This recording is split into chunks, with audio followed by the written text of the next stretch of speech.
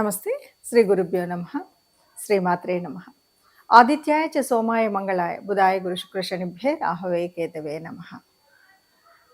ప్రస్తుతం మనం డిసెంబర్ మాసంలోకి వచ్చాం. ఈ డిసెంబర్ మాసంలో మనం సహజంగానే ప్రతి మాస ఫలితాలు, పక్ష ఫలితాలు, వార ఫలితాలు చెప్పుకుంటూ ఉంటాం.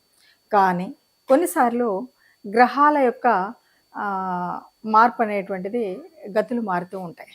గతులు మారడం అంటే ఉన్నటువంటి స్థానం నుండి వక్రగతిలో వెనక్కి వెళ్ళడం, ఉన్నటువంటి స్థితి నుండి అప్పటికే ఆ గ్రహాలు ఉన్నటువంటి స్థానాలు ఉచ్చస్థిత, నీచస్థిత ఇవన్నీ కూడా రకరకాలుగా ఉండడం వల్ల ఇలా మార్పు చెందినప్పుడు కొన్ని రకాలైనటువంటి ఫలితాలు అయితే ఉంటాయి. మరి ఆ రకంగా కనుక చూసినట్టయితే ప్రస్తుతం డిసెంబర్ 6వ తారీఖు నుండి 2024 డిసెంబర్ 6వ తారీఖు నుండి కుజుడు తను ఉన్నటువంటి స్థానం ఏది కర్కాటకంలో ఉన్నాడు. మరి ఎలాంటి స్థానం అంటే నీచ స్థానం. నీచ పొందినటువంటి కుజుడు ఇప్పుడు మళ్ళీ వక్ర గతిని పొందేటువంటి పరిస్థితి. ఈ కాలం అంతా కూడా ఎప్పటి వరకు ఉంటుంది అంటే ఫిబ్రవరి 24 తారీఖు 2025 వరకు ఈ వక్రస్థితి ఉంటుంది. అంటే అక్కడ మిథునంలో ఉంటాడు. మళ్ళీ మిథునం నుండి మళ్ళీ వక్రత్యాగం తర్వాత మళ్ళీ కర్కాటకంలోకి వస్తాడు. ఇలా ఏ గ్రహమైనా అంటే కుజుడి యొక్క గమనం మనకు తెలుసు, దాదాపు 45 రోజులు. అలాంటి కుజుడి గమనం ముందుకు వచ్చి వెనక్కి వచ్చి అక్కడక్కడే తారసపడుతున్నట్టుగా మనకు గత కొంతకాలంగా చూస్తూ ఉన్నాం. మరి ఇలాంటి పరిస్థితుల్లో అసలు ఎలాంటి ఫలితాలు వస్తాయి అంటే ముందుగా మనం కుజుడిని చూడాలి. కుజుడిని చూసినట్టయితే కుజుడు అంటే మనకు తెలుసు భూమి పుత్రుడు. కుజుడు ఒక సిస్టమాటిక్ ప్లానెట్, క్రమశిక్షణకు మారుపేరు, ఒక సైన్యాధ్యక్షుడు అని మనము ఆ గ్రహాల యొక్క కుటుంబంలో చెప్తాం. ఏదైనా సరే ఒక వారియర్. కాకపోతే అనువుకాని సమయంలో కోపం వస్తుంది, అనువైనటువంటి సమయంలో ఒక సరి అయినటువంటి ఆలోచన శక్తి ఉంటుంది. ఇవన్నీ కూడా మనకు కుజుడిలో కనిపించేటువంటి లక్షణాలు. మరి ఈ లక్షణాలన్నీ ఉన్నటువంటి కుజుడు ఇప్పుడు ప్రస్తుతం అంటే డిసెంబర్ 2024 6వ తారీఖున వక్రగతి చెంది దాదాపుగా ఫిబ్రవరి వరకు, వచ్చే సంవత్సరం ఫిబ్రవరి అని చెప్తున్నాం కదా, అక్కడి వరకు మరి ఇందులో ఈ వెనక్కి వెళ్తూ ఉన్నాడు. ఇలా వెళ్ళినప్పుడు ఏమైనా శుభ ఫలితాలు ఉంటాయా, అసలు ఒక్కొక్క రాశి వారికి ఎలా ఉంటుంది అని చూస్తే ఇక్కడ మనం ఒక విషయాన్ని మాత్రం చెప్పొచ్చు. ఎప్పుడైనా ఏ గ్రహమైనా ఎక్కడైనా నీచ పొందిన తర్వాత నీచలో ఉంది, నీచ స్థానంలో ఉంది. ఈ నీచ స్థానంలో గనక వక్రగతి పొందితే దాదాపు అది ఉచ్చ స్థానానికి ప్రతిఫలంగా ఉంటుంది. దాదాపు ఉచ్చస్థితిలో ఉన్నప్పుడు ఏ ఫలితాలు అయితే ఇస్తుందో ఆ ఫలితాలు ఇవ్వగలిగే శక్తి ఆ గ్రహానికి వస్తుంది. మరి ఆ రకంగా చూసినట్టయితే ఇప్పుడు ప్రస్తుతం మరి కుజుడు ఏమేమి శుభ ఫలితాలు ఇస్తాడు, ఏ రాశి వారికి ఎలా ఉంటుందో 12 రాశుల వారి యొక్క ఫలితాలను చూద్దాం. చివరి రాశి మీనరాశి. మీనరాశి ఇది గురువుకు సంబంధించినటువంటి రాశి. ఈ రాశిలో మరి ఈ రాశి వారికి ఈ 2.5 నెలలు ముఖ్యంగా కుజుడు వక్రగతిలోకి పొందుతున్నప్పుడు ఫలితం ఎలా ఉంటుంది? ఎలా ఉంటుంది అంటే మిశ్రమ ఫలితంగా చెప్పొచ్చు. ఏ రకమైన చెడు జరగదు, అలా అని ఏ రకమైన మంచి జరగదా అంటే ఇక్కడ దెర్ ఈజ్ ఎ ఛాన్స్. ఎట్లా ఛాన్స్ ఉంది అంటే మీరు ఉన్నటువంటి గ్రహస్థితి అయితే పెద్దగా ఉపయోగం వచ్చి పెద్ద ఆర్థికంగా పైకెక్కడికో వెళ్ళిపోయి సమాజంతో సంబంధాలు పెరిగిపోయి హాయిగా ఆనందంగా ఉంటాం ఇప్పుడున్న స్థితి అని చెప్పడానికి కాదు.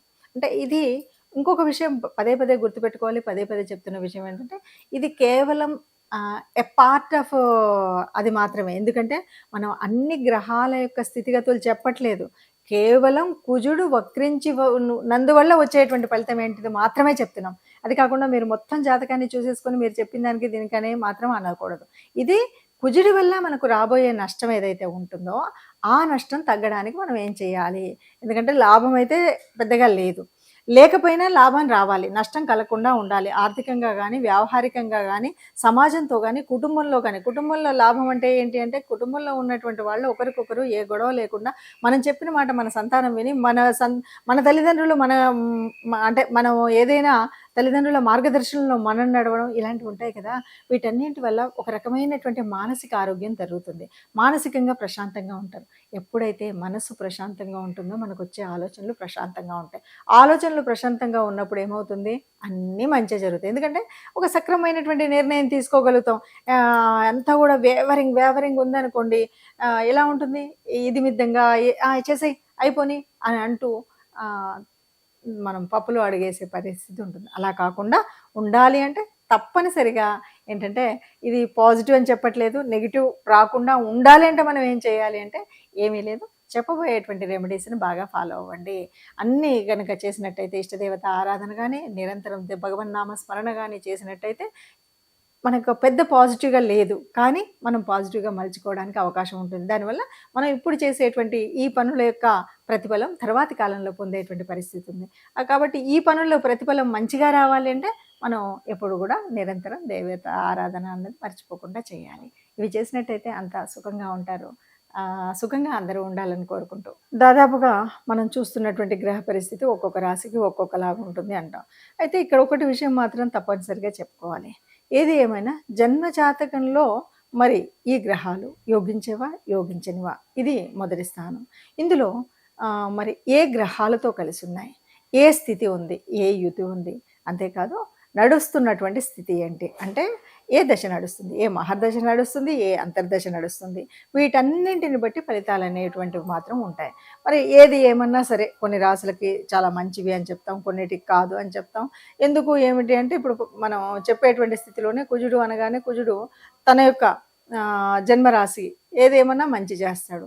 అంతేకాదు అంటే కుజుడికి జన్మరాశి మేషం అవుతుంది, అలాగే వృచ్చికం కూడా. అంతేకాదు మనం కుజుడిని ఓ మాట చెప్తూ ఉంటాం. ఎలా చెప్తామంటే కుజుడు అనేటువంటి వాడు సైన్యాధిపతి. సైన్యాధిపతి ఎప్పుడూ కూడా రాజుకు రాణికి మంచి చేస్తాడు తప్ప ఎక్కడా చెడు చేయడు. ఆ రకంగా కర్కాటక సింహరాశులకు ఓ మంచి చేసేటువంటి వాడు. ఇలా మనకు ఆయన యొక్క స్థితిని బట్టి ఉంటుంది కుజుడు. కుజుడుకి ఉచ్చస్థానం అంటే మకరంలో ఉచ్చ పొందుతాడు. అలాంటప్పుడు కూడా మంచి జరుగుతాయి. మరి ఇలా మంచి జరుగుతాయి, కానీ అందరిది మరి మకర రాశి కాకపోవచ్చు కదా, అందరిది కర్కాటక రాశి కాకపోవచ్చు కదా. మరి ఇలా ఉన్నప్పుడు ఆ గ్రహం కూడా మరి జన్మజాతకంలో కూడా సరిగ్గా కుజ దశ నడుస్తుందా, లేకపోతే కుజ అంతర్దశ నడుస్తుందా, ఇవేం జరుగుతున్నాయి అన్నది అందరికీ చెప్పలేం కదా, ఒక్కొక్కరికి ఒక్కొక్కలాగా ఉంటుంది కదా.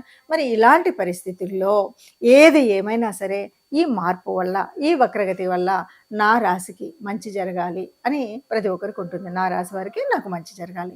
అలా జరగాలి అంటే ఎప్పుడైనా సరే ఎవరి అనుకూలత కావాలి, దైవానుకూలత కావాలి, గ్రహానుకూలత కావాలి. ఈ 2 కావాలి. మరి దైవానుకూలత కోసం మనం చేయవలసినటువంటి రెమెడీ ఏంటి?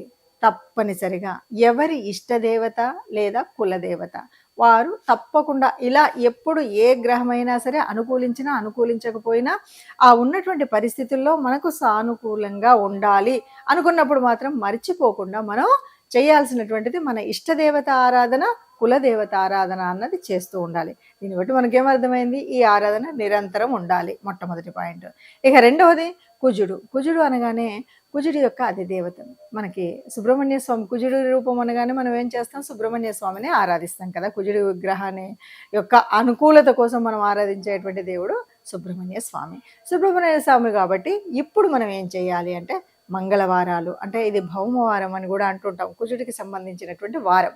ఈ మంగళవారాల్లో సుబ్రహ్మణ్య స్వామి దేవాలయం ఎక్కడైనా మన వీధిలో కానీ మన దగ్గరలో ఉంటే తప్పనిసరిగా సుబ్రహ్మణ్య ఆలయానికి ఎప్పుడు ఈ వక్రగతి చెందుతూ ఉన్నప్పుడు తప్పనిసరిగా సుబ్రహ్మణ్య స్వామి ఆలయానికి వెళ్ళడం, అభిషేకం చేయించుకోవడం, అర్చన చేయడం, ఇలాంటివి మనం చేస్తూ ఉంటాం. లేదు ఇవి దూరమైనవి, ఏ పుట్టలో పాలు పోయడానికైనా వెళ్ళొచ్చు. మనం ఈ సుబ్రహ్మణ్య స్వామి ఆరాధన, ముఖ్యంగా సుబ్రహ్మణ్య షష్ఠి వస్తుంది కదా, ఆ షష్ఠిలో గనక సుబ్రహ్మణ్య స్వామి అభిషేకం చేయించినట్టయితే దాదాపుగా మనకున్నటువంటి ఈ చిన్న అంటే కొంచెంగా అటు ఇటుగా ఉంది అనేటువంటి, అంటే ఆ చిన్న అప్రమత్తతోటి ఈ రకమైనటువంటి నష్టం జరిగింది అని చెప్పేటువంటి వాళ్ళకు కూడా ఏ నష్టం జరగకుండా హాయిగా సాగేటువంటి పరిస్థితి ఉంటుంది. అందువల్ల సుబ్రహ్మణ్య షష్ఠి రోజు కానీ, లేదు మీకు వీలైనప్పుడు ప్రతి మంగళవారం కానీ గుడికి వెళ్ళడం, ఆరాధించడం చేయండి. దీంతోపాటు మీకు నవగ్రహాల్లో ఉన్నటువంటి మరి కుజ స్తోత్రం వీలైనప్పుడు చదువుకోండి. లేదు ఆ చాంటింగ్ అనేది నిరంతరం చేయొచ్చు. ఇవేవి రావండి, ఇవేవి తెలియదండి, సుబ్రహ్మణ్య స్వామి ఆలయం దూరంగా ఉంది అని అనుకునేటువంటి వాళ్ళు తప్పనిసరిగా రెమెడీ కావాలి అంటే ఇంకొక పని కూడా చేయొచ్చు.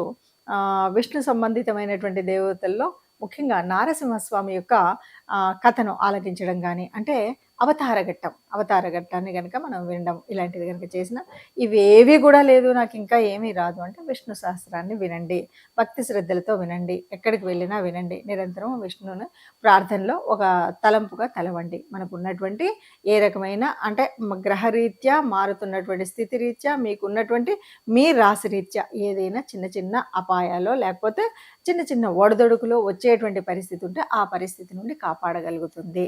కాబట్టి వీలైనంత వరకు కూడా ఈ రెమెడీని చేయండి. అందరూ సుఖంగా ఉండాలి, అందులో మనం ఉండాలి. సర్వే జన సుఖినో భవంతు.